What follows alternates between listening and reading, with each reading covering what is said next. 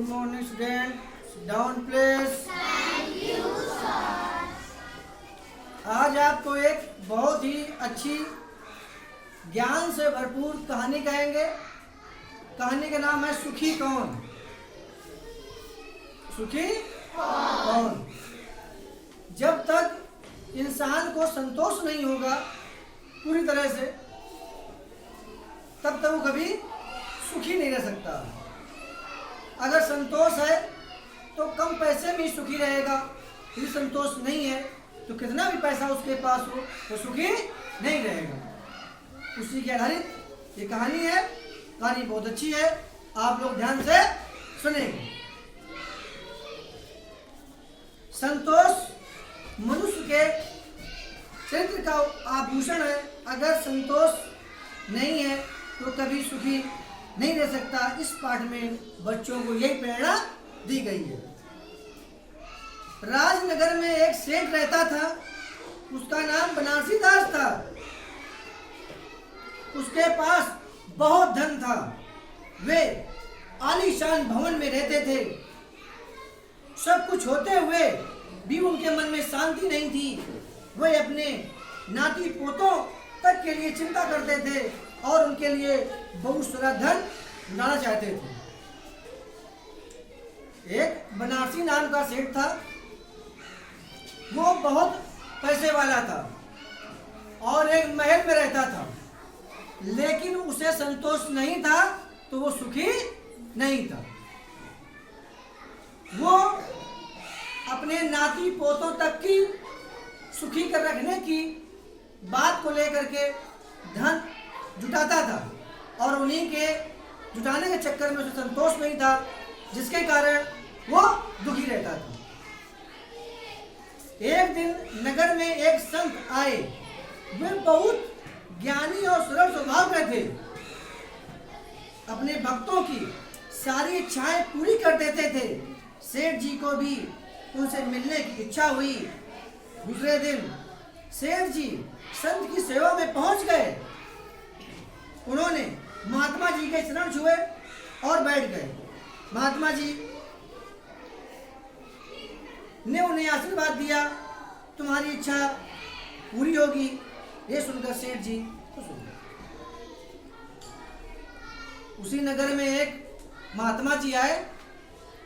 जब उस धनवान सेठ को यह बात पता चली कि नगर में एक महान संत आए हुए हैं, तो उसकी भी इच्छा हुई कि हम उस संत के दर्शन करें। और वो दर्शन करने वहां गया, चरण छू के आशीर्वाद लिया। आशीर्वाद में संत ने कहा, सुखी रहे, आपकी सारी इच्छाएं पूरी होगी। यह आशीर्वाद कौन दिया? संत जी ने, महात्मा जी ने। कुछ क्षण बीतने पर महात्मा जी ने फिर कहा, इच्छा पूर्ति के लिए तुम्हें एक काम करना होगा। महात्मा जी ने क्या कहा?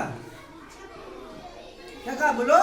इच्छा पूरी करने के हाँ, आपके पड़ोस में एक गरीब परिवार रहता है। आप जाकर पहले उन्हें भोजन दे आइए। सेठ बनारसी दास आज्ञा अनुसार तत्काल अपने निर्धन पड़ोसी के पास गए। वहां उन्होंने देखा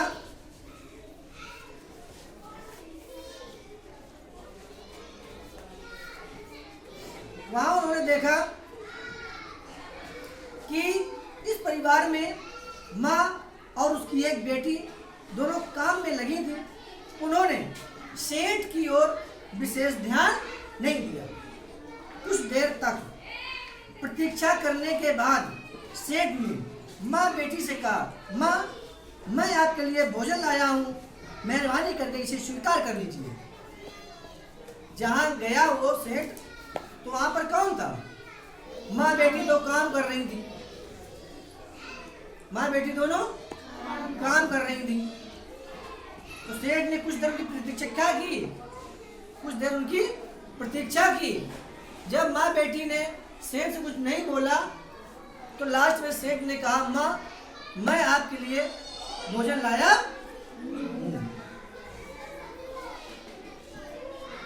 माँ ने उत्तर दिया, बेटा, आज का भोजन मेरे पास है, इसलिए मुझे मुझे इसकी कोई आवश्यकता नहीं है। सेठ तो बड़े प्यार से, बड़े मन से भोजन लेके गया उसके पास, लेकिन माँ ने क्या उत्तर दिया? उस निर्धन औरत ने क्या उत्तर दिया कि आज मेरे पास भोजन है, इसलिए आज हम भोजन नहीं लेंगे। ये बात सेठ से कही। माँ, भोजन की आवश्यकता तो बराबर बनी रहती है, इसलिए कल के लिए रख लीजिए। कल की चिंता मुझे नहीं है, मुझे भगवान पर भरोसा है, वे ही भोजन मुझे जुटाएंगे। जब सेठ ने कहा कि अगर आज आपके पास भोजन की व्यवस्था है तो मुझसे ले लीजिए, ये कल के लिए हम आपको दे रहे हैं।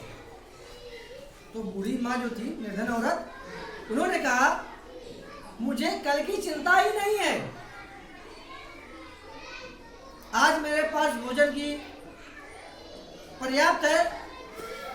कल जब भोजन की आवश्यकता होगी तो भगवान पे मुझे भरोसा है, वो निश्चित रूप से मुझे कल भोजन की व्यवस्था कर देंगे।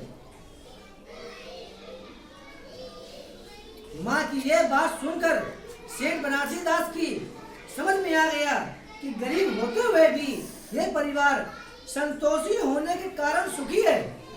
सेठ जी समझ गए कि संतोष ही सबसे बड़ा धन है। जब देखा सेठ ने कि इसके पास एक टाइम का भोजन है, उसी से संतोष से है, खुशी से रहती है, तो इससे सिद्ध होता है कि हमें कल की चिंता नहीं करनी चाहिए। हमें संतोष के साथ में जो भगवान हमें दे रहे हैं उस पर हमको आशीर्वाद समझ कर रखना चाहिए और हमें चिंता नहीं करना चाहिए। समझ रहे हैं ना?